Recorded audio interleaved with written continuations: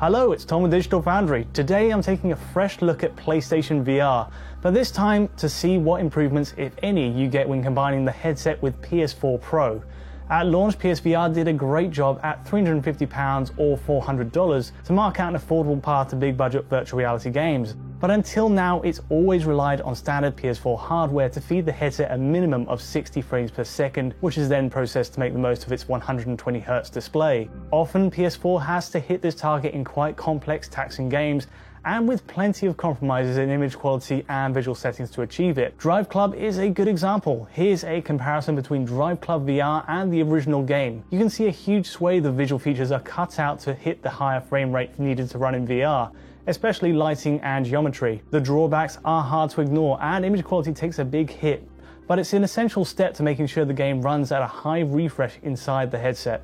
On PS4 Pro, the situation improves for certain games though. I took a look at a handful of VR titles with a Pro patch, Robinson, Riggs, Drive Club and Battlezone, to see exactly where the machine's 2.3 times GPU boost is actually being used. The driving question behind it, does PS4 Pro transform the VR experience or just slightly enhance what's already there?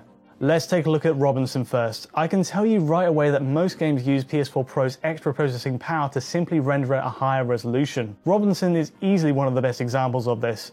While you're always viewing the headset's pixels up close, of course, at least by rendering the games at higher resolutions, PS4 Pro can super sample the frame for better anti-aliasing.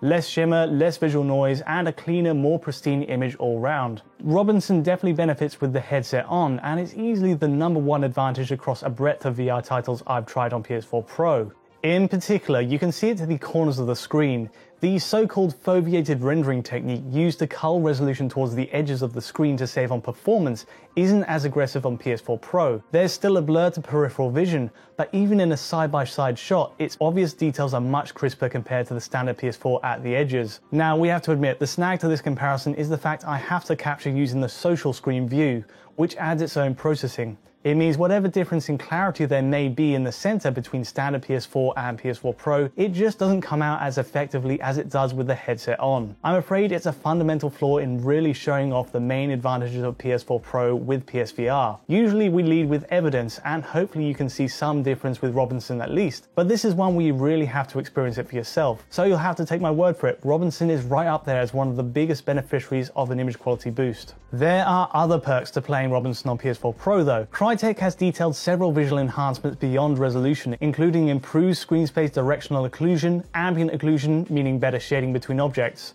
To be honest, this is a hard one to pick out, but the improved texture filtering is clear to see across the ground. With the headset on, the blur across surfaces is massively reduced. We must stress that textures are identical on both base PS4 and PS4 Pro, and likewise for shadow and object quality, but the boost in texture filtering is hugely welcome for any long distance views. Sadly, it doesn't extend to improved filtering on shadows. As you can see up ahead, the filtering line still passes over each shadow at the same point. Draw distances are also improved. Right away, a walk forward shows trees and plants are missing outright on standard PS4. With each step, they begin to materialize, but in spots where they're already rendered on PS4 Pro. It's so obvious that even a social screen feed shows it up, and level of detail transitions are much smoother on PS4 Pro too. It's seamless. So yes, you get higher native resolution in general from Robinson, but it's backed by longer draw distances to make good use of it. Next up, here's Battlezone. This is a very straightforward case, and the benefits of playing in VR with PS4 Pro are again focused on image quality. Much like Robinson, you get an increased resolution, super sampled to the 960 by 1080 view on each eye. It doesn't come out brilliantly on the social screen feed, but in the headset there's a very marked jump in clarity with PS4 Pro. On top of that, check out the changes to light bounce inside the cockpit. Dynamic lighting is enabled for the initial scene on standard PS4, but interestingly, it disables once you get to any real gameplay. On PS4 Pro, meanwhile, dynamic lighting stays switched on at all times, and the green glow of your radar reflects against the metal to its sides. It goes one further in action. Lighting from explosions on the battlefield reflect back across these surfaces as well. So on top of the image quality boost, which makes a tangible difference with the headset on, these are just small bonuses to the package for Pro owners. Nothing game changing, but from what I've experienced so far, these extras have had no impact on the game's frame rate performance either.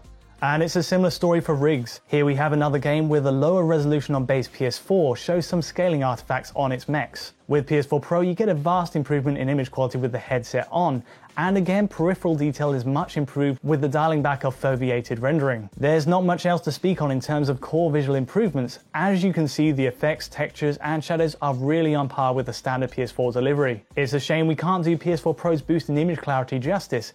Again, it's just one you have to appreciate with the headset on. As a hint of the difference you can expect though, you can pick it out on the text elements using the social screen. It's an example of PS4 Pro's horsepower being put to work on boosting resolution again, rather than graphics upgrades elsewhere, but it really pays off in this case. Now, it's possible frame rates are improved with PS4 Pro too, smoothing over drops you might get on base PS4 hardware. In my experience, it's too early to tell by eye from around an hour of play. Our tool sadly can't use VR feeds for an exact read on each frame, but for now, PS4 Pro at least gives us a much cleaner image. The last game to show is Drive Club VR. I tested this ahead of time and saw absolutely no difference between the standard PS4 and PS4 Pro, at least at first. Image quality isn't identifiably improved either side, even with the headset on. In general, it's safe to say it's one of the least obvious upgrades with the newer machine. Now, PS4 Pro support is definitely baked into the VR edition at launch, though the game's director has stated it's not using the full extent of the console's power. The result is two practically identical images in comparison. In terms of lighting, draw distances, textures, at a distance it all looks the same. That being said, there is one benefit on PS4 Pro though, reflections. Look close and you'll see reflective mapping is added to the top of vehicles, where on the standard PS4 it's missing. Cherry blossom trees, bridges and tunnels all reflect back with the chasing camera view. To be honest, it's easy to miss if you don't have it pointed out ahead of time, and I'd suspect most people are more inclined to play in the cockpit view to make the most of VR, where it's going to be hidden. Okay, reflections, not the overhaul we wish we could see, given the way PS4 Pro's boost in GPU power translates to other VR games. I at least hope visual features cut from the original game would be reinstated for VR, but still, it's only extra. Overall then, we're left with a few thoughts on PSVR support of PS4 Pro.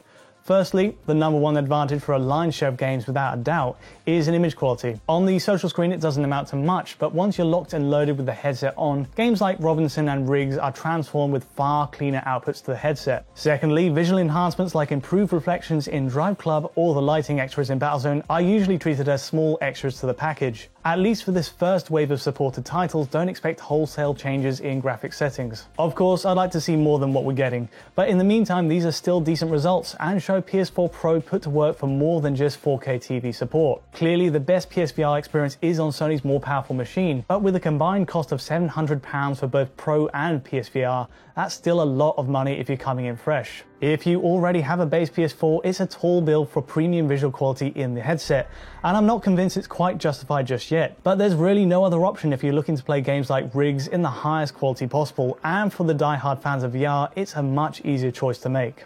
That's all for now though. Again, I hope you found this comparison useful despite the limits of the social screen feed. If you did, you can support our work by liking and subscribing below. Also, please do check out our Patreon at digitalfoundry.net to see our videos presented exactly as we see them before uploading to YouTube. That's all for now though. Thanks for watching.